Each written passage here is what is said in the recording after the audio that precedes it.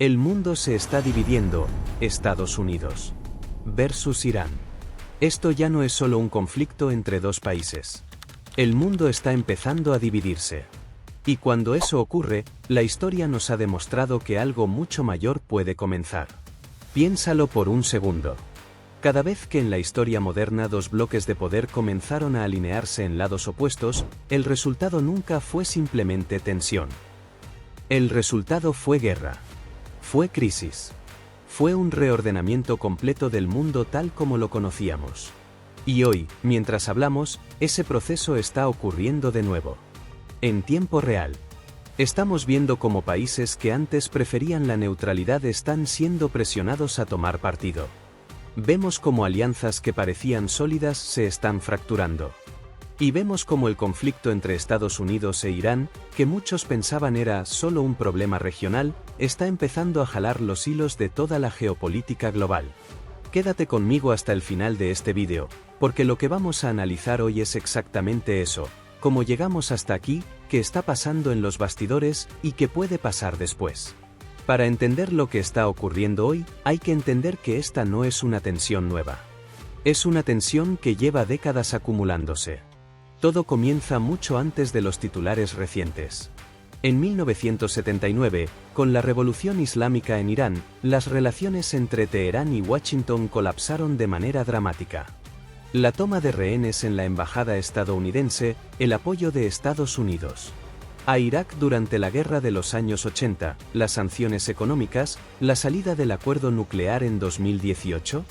Cada uno de esos eventos fue una capa más sobre una herida que nunca cerró bien. Pero lo que estamos viendo ahora es diferente. No es solo una disputa diplomática. No es solo un tema de sanciones. Estamos viendo algo que los analistas geopolíticos más experimentados llaman una transición de poder estructural. Y eso es mucho más peligroso. ¿Por qué? Porque cuando se trata de política exterior normal, los países negocian. Cuando se trata de una reconfiguración del orden global, ya no se trata de negociar, se trata de posicionarse. Y eso es exactamente lo que está pasando en este momento. Irán no está actuando solo como un país que defiende su soberanía. Está actuando como una pieza en un tablero mucho más grande, donde Rusia, China y otros actores también tienen intereses directos. Y Estados Unidos, por su parte, tampoco está respondiendo solo con intereses propios, está respondiendo en nombre de un sistema de alianzas que incluye a Europa, Israel, Arabia Saudita y buena parte del mundo occidental. Dos sistemas. Dos visiones del orden mundial. Dos bloques. Y en el centro, el Estrecho de Hormuz. Hay un lugar en el mapa que, si se cierra, puede provocar una crisis económica global en cuestión de días. Se llama el Estrecho de Hormuz. Y mide apenas 33 kilómetros en su punto más angosto. Pero por ese pasillo de agua transita aproximadamente el 20% de todo el petróleo que se mueve en el mundo. Más de 20 millones de barriles al día. Los países del Golfo Pérsico, Arabia Saudita, Irak, Kuwait, Emiratos Árabes Unidos, Qatar, dependen de esa ruta para exportar su energía al resto del planeta. Si Irán cierra o bloquea el Estrecho de Hormuz, los precios del petróleo se disparan, los mercados globales colapsan, y países que dependen de esa energía entran en crisis inmediata. Y Irán lo sabe. Es su carta más poderosa. A lo largo de los años, cada vez que la tensión escala, Irán agita esa amenaza. No siempre la ejecuta, pero el solo hecho de que sea posible es suficiente para hacer temblar a los mercados. Ahora bien, ¿por qué no lo han hecho ya? Porque también saben que hacerlo sería cruzar una línea roja que le daría a Estados Unidos, y a buena parte del mundo, una justificación para una respuesta militar contundente. Y eso es lo que mantiene el equilibrio frágil que estamos viendo hoy. Es un juego de chicken geopolítico. Los dos lados aceleran. Los dos saben que chocar sería catastrófico. Pero ninguno quiere frenar primero, porque frenar se interpreta como debilidad. Y en ese equilibrio imposible, el mundo entero está apostando. Mucha gente escucha la palabra sanciones y piensa que es algo abstracto. Algo que sucede en papeles, en reuniones diplomáticas, en documentos que firman los políticos. Pero las sanciones no son abstractas. Las sanciones son devastadoras. Y en el caso de Irán, han sido devastadoras durante décadas. Desde que Estados Unidos reimpuso y amplió las sanciones, especialmente a partir de 2018, la economía iraní ha sufrido una contracción brutal. La moneda iraní, el rial, perdió un porcentaje enorme de su valor. La inflación se disparó. El desempleo subió. El acceso a medicamentos, tecnología y bienes básicos se redujo. Y sin embargo, el régimen iraní sobrevivió. ¿Cómo? Básicamente, por dos razones. La primera, encontraron formas de evadir las sanciones, usando intermediarios, canales financieros alternativos y redes clandestinas de comercio. La segunda, y esta es la más importante para entender la geopolítica actual, encontraron aliados. Aliados que estaban dispuestos a comprarles su petróleo, a darles acceso a tecnología, a mantener relaciones comerciales a pesar de la presión estadounidense. ¿Quiénes son esos aliados? Principalmente China y Rusia. Pero también hay otros actores regionales que han mantenido canales abiertos con Teherán. Y aquí es donde la historia se vuelve mucho más complicada. Porque Estados Unidos no solo está en conflicto con Irán. Está en conflicto con Irán dentro de un contexto donde China y Rusia también están presionando los límites del orden global establecido después de la Segunda Guerra Mundial. Es decir, el conflicto con Irán no existe en el vacío. Existe dentro de una reconfiguración más amplia del poder global. Y eso lo hace exponencialmente más peligroso. Hablemos del elefante en la habitación. Cuando analizamos el conflicto entre Estados Unidos e Irán, no podemos ignorar que Irán tiene aliados poderosos. Y esos aliados no son países pequeños o irrelevantes. Son dos de las mayores potencias del mundo. China es hoy el principal comprador del petróleo iraní. Y no solo eso, ha invertido miles de millones de dólares en Irán bajo el marco de su iniciativa de la Franja y la Ruta. En términos prácticos, China tiene un interés económico directo en que Irán sobreviva y prospere a pesar de las sanciones occidentales. Rusia, por su parte, tiene una relación con Irán que va más allá de lo económico. Es una relación estratégica. Comparten zonas de influencia en Siria, en el Cáucaso, en Asia Central. Y en los últimos años, esa relación se ha profundizado, especialmente después de la invasión rusa a Ucrania, que aisló a Moscú del mundo occidental y la empujó a estrechar lazos con quienes estaban dispuestos a ignorar ese aislamiento. Irán suministró drones a Rusia durante la guerra en Ucrania. Eso no es un dato menor. Eso es una alianza militarmente operativa, no solo retórica. Y luego está el llamado eje de la resistencia. Un conjunto de actores no estatales, Hezbollah en Líbano, los hutíes en Yemen, milicias en Irak y Siria, que Irán apoya, financia y equipa. Estos grupos no son simples praxis. Son extensiones militares que permiten a Irán proyectar poder en toda la región sin comprometer directamente sus fuerzas regulares. Los ataques de los hutíes al tráfico marítimo en el Mar Rojo son un ejemplo perfecto de esto. ¿Afectan a Irán directamente? No. ¿Le sirven estratégicamente a Irán para presionar a Occidente y demostrar capacidad de disrupción global? Absolutamente. Así que cuando hablamos de conflicto entre Estados Unidos e Irán, lo que en realidad estamos mirando es un conflicto entre dos bloques. Uno liderado por Estados Unidos, con Europa, Israel y el mundo árabe moderado del Golfo. Otro donde Irán opera como una potencia regional dentro de una constelación más amplia que incluye a China y Rusia. Y esa es la razón por la que este conflicto tiene el potencial de escalar más allá de lo regional. Hay un tema que flota sobre toda esta discusión como una nube oscura, y que nadie, ningún actor, quiere abordar directamente porque las implicaciones son demasiado graves. El programa nuclear de Irán. Desde que Estados Unidos salió del acuerdo JPOA en 2018, Irán ha ido enriqueciendo uranio de manera progresiva.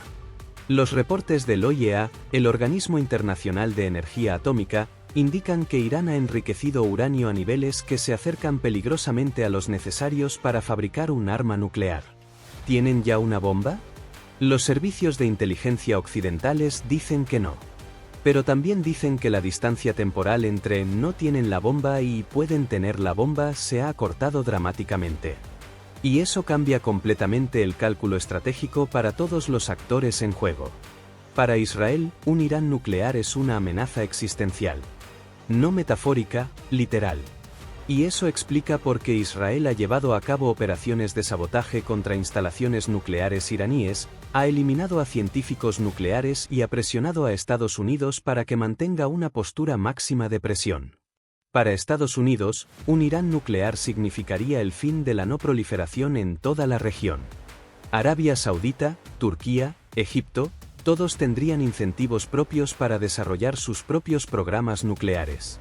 Y el resultado sería un Oriente Medio con múltiples potencias nucleares, que es un escenario que los estrategas occidentales consideran profundamente desestabilizador.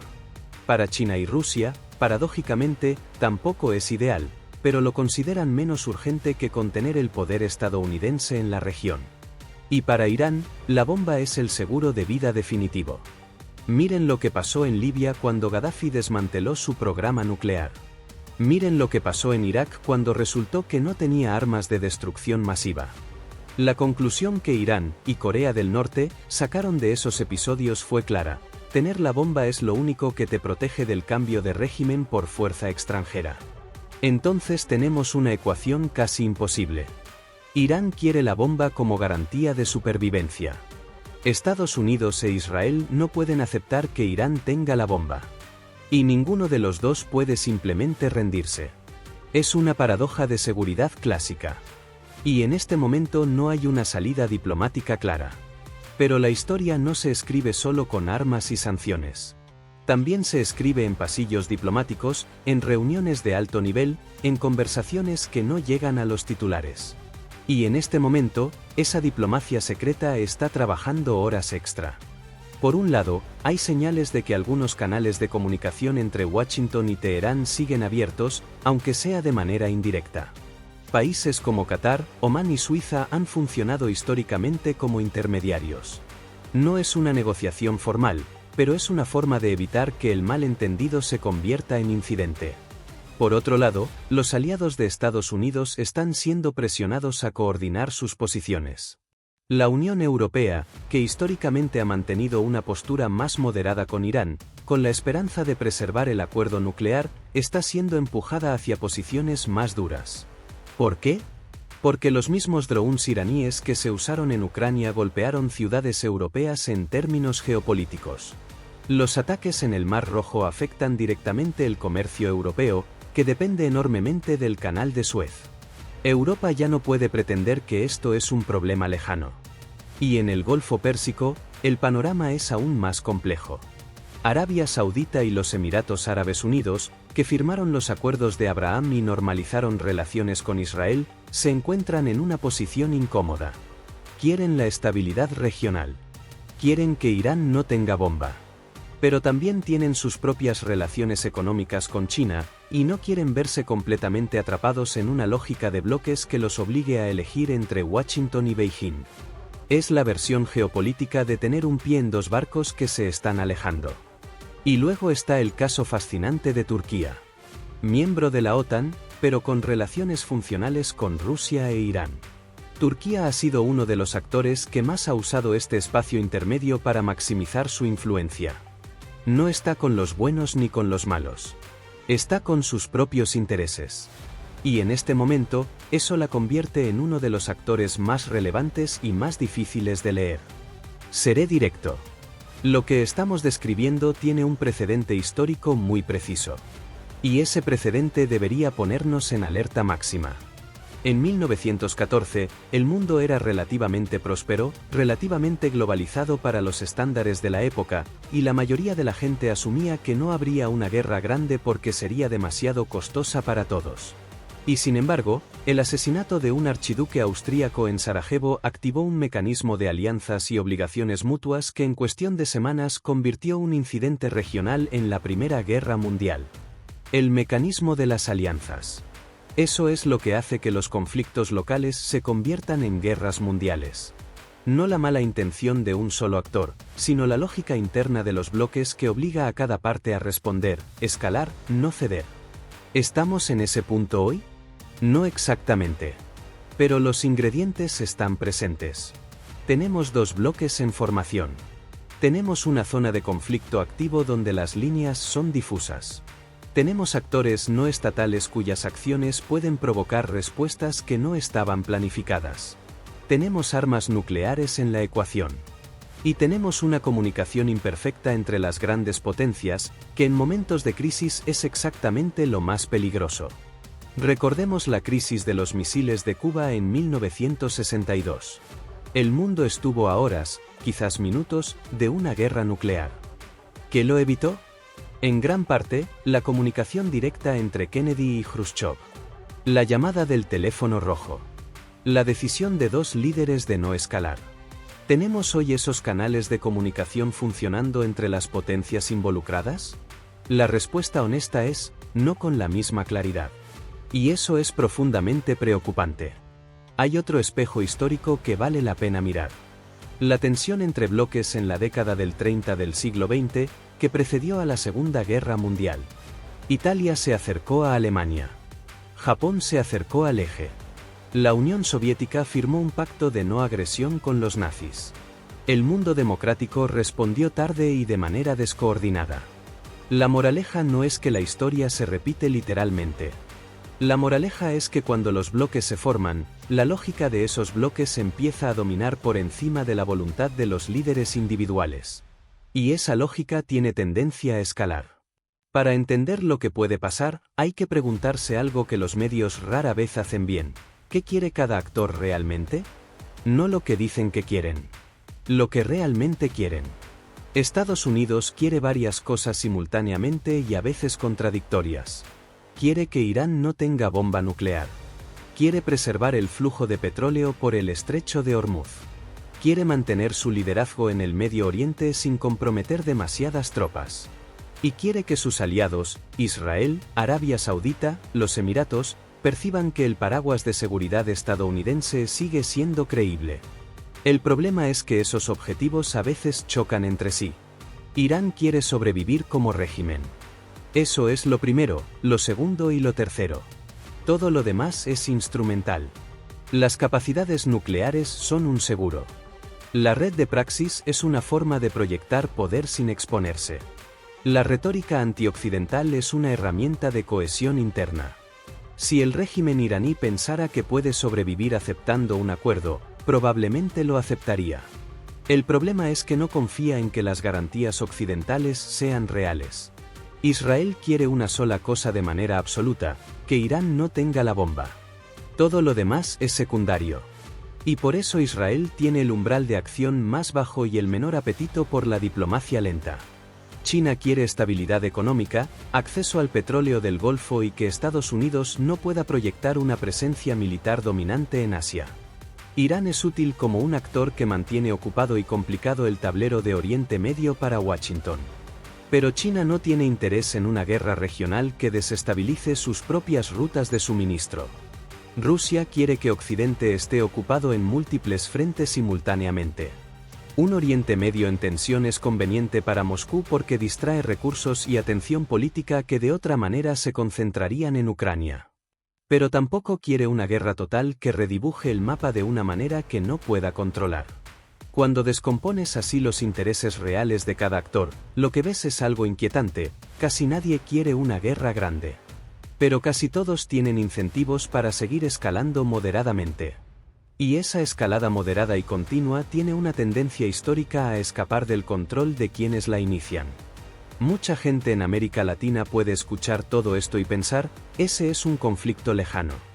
No nos afecta. Eso es un error. El impacto en países en desarrollo como los de América Latina es directo, concreto y ya se está sintiendo. Primero, el precio del petróleo. Cuando hay tensión en el Golfo, los precios del crudo suben. Eso impacta directamente los costos de transporte, los precios de los alimentos, la inflación. Países que importan petróleo, y la mayoría de los latinoamericanos lo hacen, sienten ese golpe en sus economías domésticas. Segundo, el dólar. En momentos de incertidumbre geopolítica, los inversores globales huyen hacia activos seguros. El dólar se fortalece. Y cuando el dólar se fortalece, las monedas latinoamericanas se debilitan. Eso encarece las importaciones, agrava la deuda externa y presiona a los bancos centrales de la región. Tercero, la cadena de suministro. El conflicto en el Mar Rojo ya está afectando el comercio global. Barcos que normalmente usarían el Canal de Suez están dando la vuelta por el Cabo de Buena Esperanza, lo que agrega semanas de tiempo y costos significativos. Eso significa que las mercancías llegan más caro y más tarde a todo el mundo. Y luego está algo más profundo, la presión sobre la neutralidad. Así como los países europeos y los del Golfo están siendo presionados a tomar posición, los latinoamericanos también lo están. Venezuela e Irán ya tienen una relación de décadas. Algunos países de la región tienen lazos económicos crecientes con China. Y Estados Unidos sigue siendo el principal aliado comercial y de seguridad para la mayoría. En ese contexto, el no nos afecta es simplemente insostenible. La pregunta no es si el conflicto nos llegará. La pregunta es cuándo y en qué forma. Hagamos lo que los buenos analistas hacen, definir los escenarios posibles. No predecir el futuro, eso es imposible. Pero sí mapear las posibilidades. Escenario 1. Contención y negociación prolongada. En este escenario, ningún actor escala hasta el punto de no retorno. Hay tensión permanente, incidentes controlados, diplomacia intermitente. Las partes se mantienen en el límite de la guerra pero no la cruzan. Las sanciones siguen, Irán sigue avanzando en su programa nuclear de manera calculada, y el mundo convive con esa inestabilidad crónica. Este es el escenario que técnicamente ha dominado las últimas 2 décadas. Es posible, pero se vuelve más frágil con cada año que pasa. Escenario 2. Escalada militar controlada. Un incidente provoca una respuesta israelí o estadounidense contra instalaciones nucleares iraníes.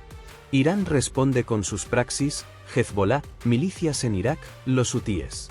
Hay una guerra limitada, con objetivos específicos, que dura semanas o meses. Los grandes actores, China, Rusia, no intervienen directamente. El conflicto se contiene, pero con consecuencias regionales devastadoras. Este escenario es el que muchos militares y estrategas consideran el más probable si la diplomacia fracasa completamente. Escenario 3. Escalada sin control.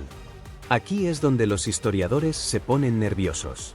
Un incidente, una nave atacada, un error de cálculo, una respuesta que se interpreta de manera equivocada, activa la lógica de los bloques. China decide que su interés requiere una postura más activa. Rusia aprovecha el caos para moverse en otro frente. Y lo que era un conflicto regional se convierte en una crisis global que nadie sabía exactamente cómo terminar. Este escenario no es el más probable. Pero tampoco es imposible. Y lo que lo hace especialmente aterrador es que históricamente las grandes guerras no empezaron porque alguien las planeara, empezaron porque nadie pudo pararlas. Hay algo que los medios de comunicación, con su lógica de noticias rápidas y titulares llamativos, rara vez cuentan bien. Y es esto, las guerras del siglo XXI no se libran solo con armas convencionales. Hay una guerra que ya comenzó y que la mayoría de las personas no ven porque no produce explosiones visibles. Es la guerra cibernética. Irán y Estados Unidos llevan más de una década atacándose mutuamente en el espacio digital. El virus Stuxnet, desarrollado supuestamente por Estados Unidos. E Israel, saboteó centrifugadoras nucleares iraníes. Irán respondió con ataques a infraestructura financiera, petrolera y gubernamental estadounidense y de aliados. Esta guerra cibernética no para. Se intensifica silenciosamente. Luego está la guerra de información.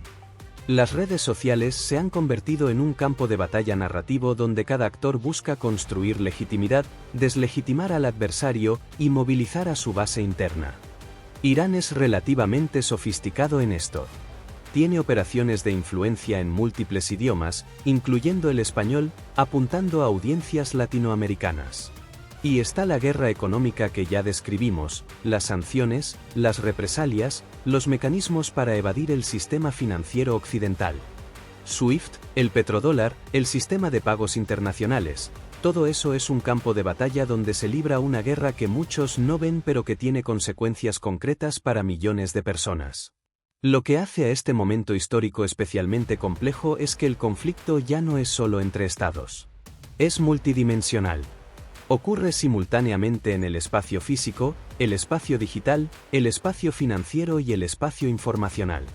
Y en esa complejidad, el riesgo de error de cálculo es exponencialmente mayor. Llegamos a la parte que más me interesa compartir con ustedes. Porque más allá del análisis geopolítico, hay algo personal y práctico en todo esto. Vivimos en un mundo interconectado. Las decisiones que se toman en Washington, en Teherán, en Beijing, afectan el precio del pan en Buenos Aires, el tipo de cambio en Ciudad de México, el desempleo en Bogotá. El ciudadano de a pie en América Latina no tiene poder para cambiar esas decisiones. Pero sí tiene poder para entenderlas. Y entender el mundo tal como es, no como nos gustaría que fuera, es la única forma de navegar lo que viene. El primer punto que quiero dejar es este: la narrativa importa. Cada actor en este conflicto está contando una historia.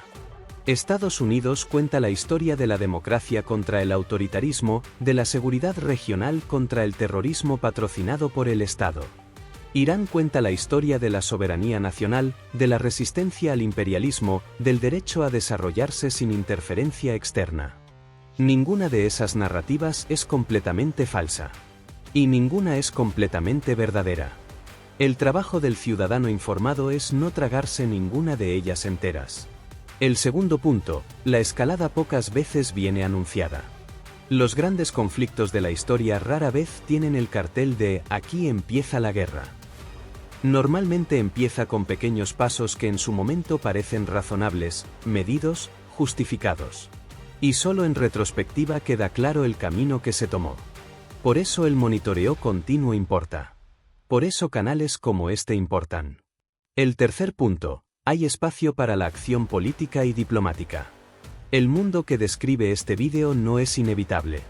Es el resultado de decisiones humanas. Y las decisiones humanas se pueden cambiar.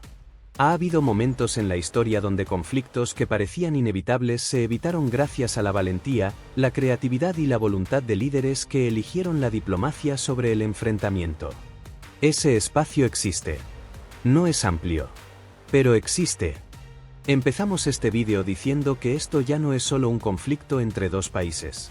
Y llegando al final, creo que queda claro por qué. El conflicto entre Estados Unidos e Irán es el punto visible de una reconfiguración mucho más profunda del orden mundial.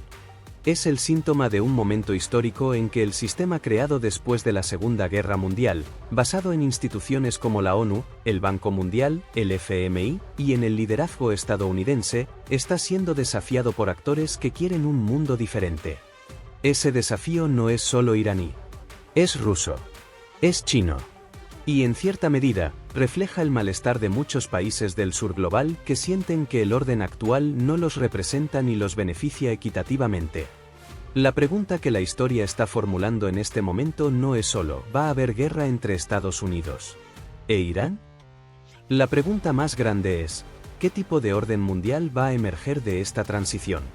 ¿Será un mundo multipolar con reglas claras y mecanismos de resolución de conflictos? ¿O será un mundo donde el poder bruto domina y los más vulnerables pagan el precio? Esa pregunta no tiene respuesta todavía.